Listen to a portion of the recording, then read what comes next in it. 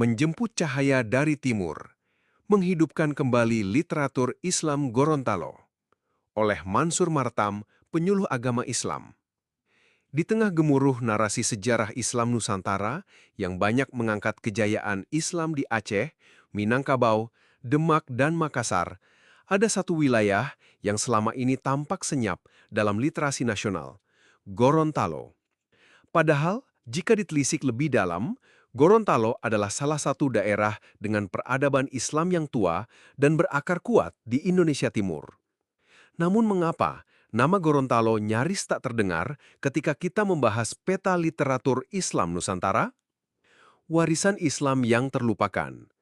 Gorontalo memiliki sejarah panjang Islamisasi yang telah berlangsung sejak abad ke-15. Ulama, bangsawan, dan para pejuang di wilayah ini berperan besar dalam menyebarkan Islam melalui jalur budaya, pendidikan, dan politik.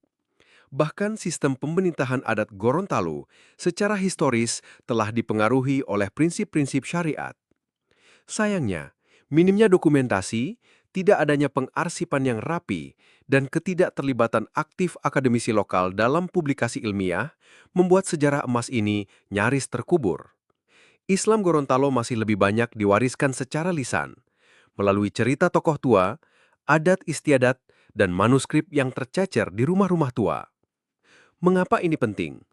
Literatur adalah pilar utama dalam menjaga eksistensi dan pengaruh sebuah peradaban.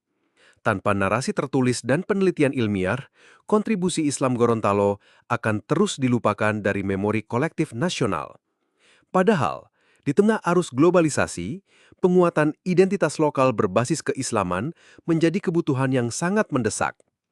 Gorontalo memiliki potensi besar, tradisi Hulon Dalo Lipu, pemahaman adat bersendikan syara, dan khazanah dakwah para mubalik lokal yang memiliki corak damai dan inklusif.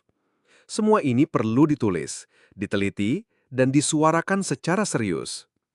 Strategi menyalakan kembali obor literasi Islam Gorontalo.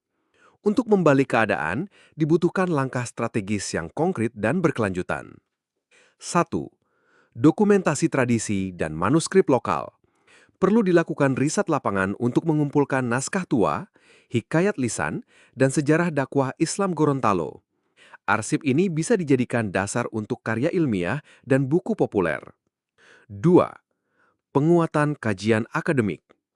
Kampus-kampus lokal perlu memberi ruang bagi mahasiswa dan dosen untuk menjadikan Islam Gorontalo sebagai topik skripsi, tesis, disertasi, dan jurnal.